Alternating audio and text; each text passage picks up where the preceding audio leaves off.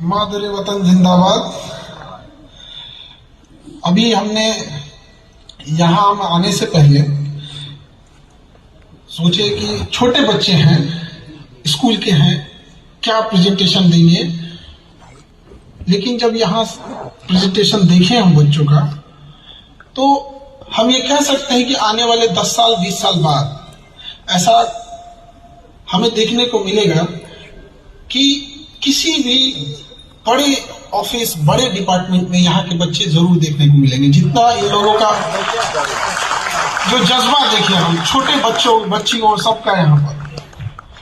हम बिहार से आते हैं जहाँ युद्ध से पहले बुद्ध को पढ़ाया जाता है, जहाँ मजनू नहीं माझी की कहानियां पढ़ाई जाती है, जहाँ उगते सूरज के साथ साथ डूबते सूरज को भी हम लोग पूजते।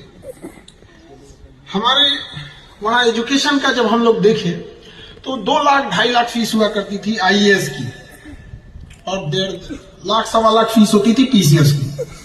ये गरीब का बच्चा दम तोड़ देता था ये सपना देखने से पहले ही कि वो कभी डीएम की कुर्सी पे बैठेगा। एक अमीर बच्चा ही बैठ सकता था, तो क्या गरीबी दूर करेगा जिसने गरीबी देखा ही नहीं। तो हम वहां से शुरू किए कि हमें ये था कि हम एक गरीब के बच्चे को भी उस जगह पे बैठाएं जिसने गरीबी को किताबों में नहीं बल्कि जी कर देखा है। वहां से हमने शुरुआत किया। शुरुआत बहुत मुश्किल होती है। आज के टाइम पर यूट्यूब पर 2.5 करोड़, एप्लीकेशन पे 1.5 करोड़, और डेली क्लासरूम में आके 50,000 बच्चे पढ़ाई करते हैं।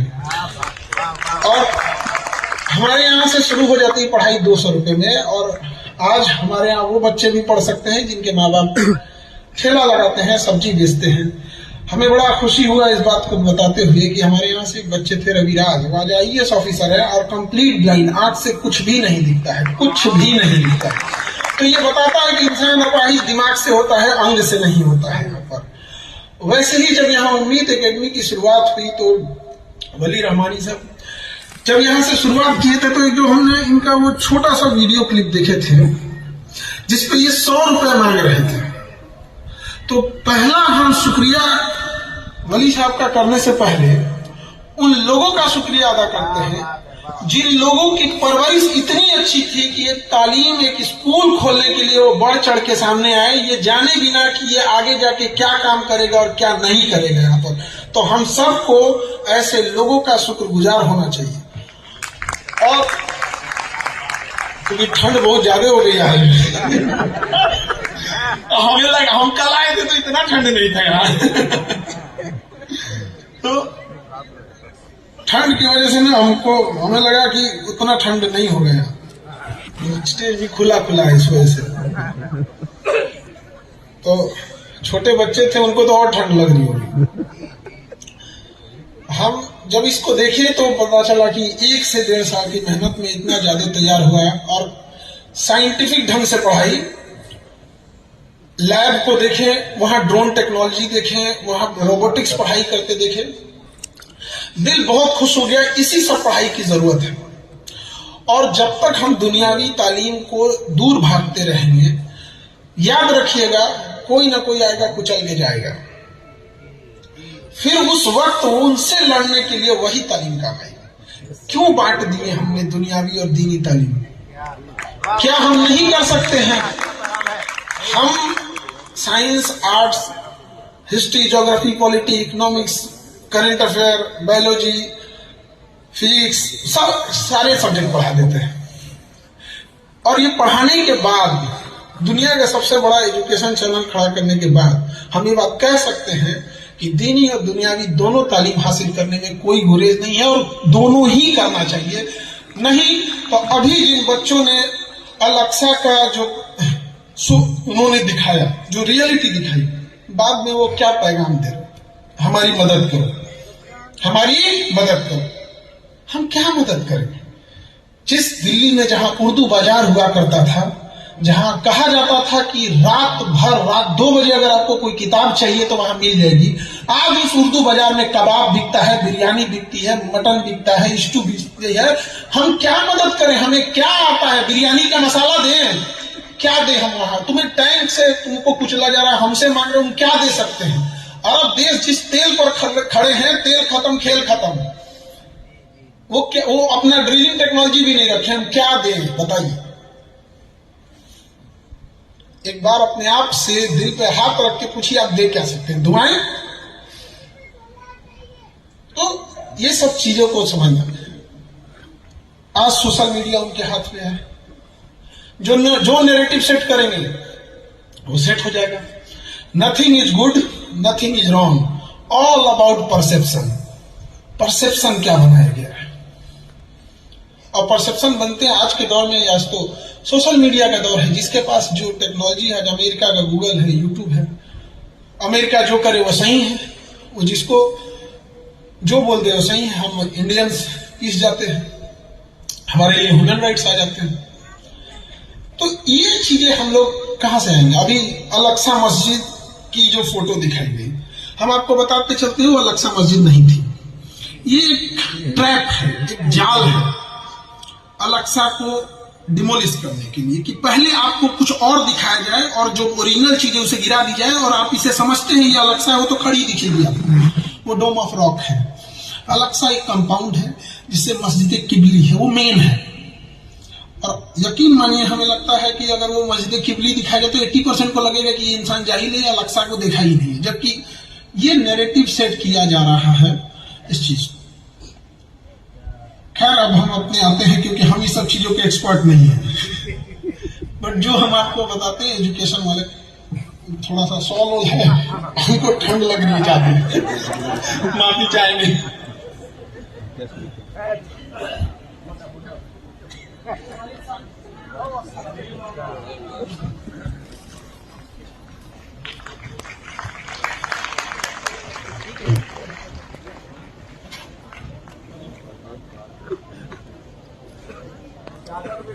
के सामने बहुत मुश्किलें आएंगी, लेकिन हम सब ये बता देना चाहते हैं कि रात चाहे कितनी भी बड़ी क्यों ना हो, सुबह होने से नहीं रोक सकती है। हर रात की एक सुबह होती है। धूप चाहे कितना भी क्यों ना गड़गड़ा ले, कितना भी क्यों ना तेज हो जाए, उसकी औकात नहीं वो समंदर को सुखा सकता है। इसलिए हम सबको हिम्मत नहीं हारना है, एक न एक दिन तो होगा ही। लेकिन हमें तकलीफ इस बात से है कि हम एक और तो ये कहते हैं कि एक दौर आएगा जब हम भी समाज को लौटाने वाले बनेंगे, या हम ये बात तो जरूर कहते हैं कि एक वक्त आएगा जब हम लोग भी एजुकेशन में आगे जाएंगे। एक हम ये बात तो जरूर कहते हैं कि हम भी टेक्नोलॉजी में आगे आएंगे। लेकिन आप बताइए, एक अच्छा हॉस्पिटल, एक अच्छा स्कूल, एक अच्छी यूनिवर्सिटी, एक अच्छा एंटरप्रेन्योर बन पाए क्या? तो आप जब ये कहते हैं तो ये लगता है कि आप उम्मीदें पाल रहे हैं। उम्मीद पे ही दुनिया कायम है और उम्मीदों से ही घायल है। तो हम उम्मीद से क्या करते हैं? हमें ये कहना चाहिए कि ये हमारा स्कूल है, ये देखिए एक उम्मीद एकेडमी जो एक नई उम्मीद देता है। आपको ये कहना चाहिए कि ये स्कूल है, ये यूनिवर्सिटी है, ये टेक्नोलॉजी है, ये एंटरप्रेन्योरशिप है, हमारे यहाँ ये विंग है जो डोनेशन देती है, और इसके दम पर हम अगले 50 सालों में हम यहाँ पहुंचेंगे। केवल उम्मीद पालने से क्या हो सकता है? हम तो 100 सालों से पाल रहे हैं उम्मीदें। क्या ये जुल्म नहीं है? तो होता है इस चीजों को। तो कई बार हमें आगे आना पड़ेगा ऐसे स्कूल्स के लिए, जैसे यहाँ स्कूल बनाए गए हैं, और ये जहां पे दुनियावी दीनी दोनों तालीम दी जाएगी, और जो बच्चे आगे बढ़ेंगे फिर उन्हें कोई रोक नहीं सकता, क्योंकि एक कहावत कहा जाता है कि हाथी को आप लुंगी से नहीं ढक सकते हैं। तो आपकी जब कामयाबी बड़ी हो जाएगी ना, किसी की हिम्मत नहीं है जो कामयाब बच्चों को रोक सके। और हमें सोसाइटी को लौटाने वाला चाहिए। जब ये हम कह सकते हैं कि यहाँ के बच्चे, हमारे बच्चे जब अच्छे डॉक्टर्स बने, अच्छे कॉन्ट्रैक्टर्स बने, अच्छे इंजीनियर बने, तो समाज दिखेगा। और यही असल मायने में एजुकेशन है कि हम एजुकेशन से किसको लौटा सकते हैं। तालीम क्या है, ईमान क्या है। अगर हम कुछ गलत करें तो हमें तकलीफ हो, और अच्छा करें तो हमें एहसास हो कि ये अच्छा चीज है। जब यही खत्म हो जाएगा तो बड़ा दिक्कतें आएंगी।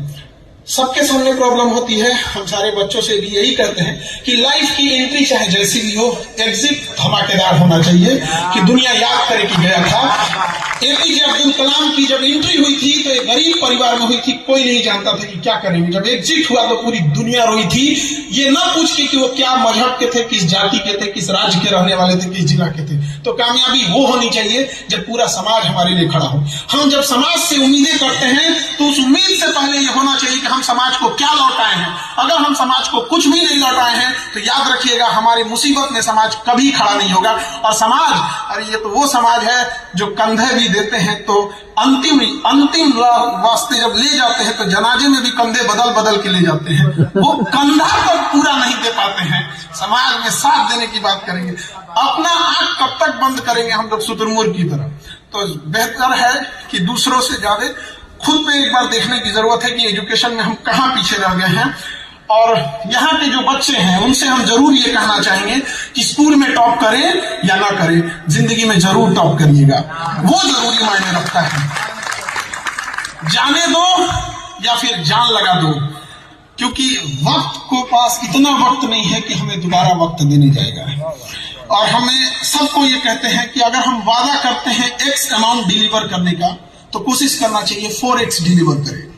अगर हम किसी से 100 रुपए लेते हैं तो कोशिश करें कि उसे 400 रुपए का काम लौटाएं, चाहे वो किसी फील्ड में हो, किसी फील्ड में हो। ये जरूरी है हम लोगों की। जिंदगी एक कलम की तरह है, इसकी स्याही खत्म करने से पहले जरूरी है कि एक कहानी लिख दी जाए जो पूरी दुनिया पढ़े।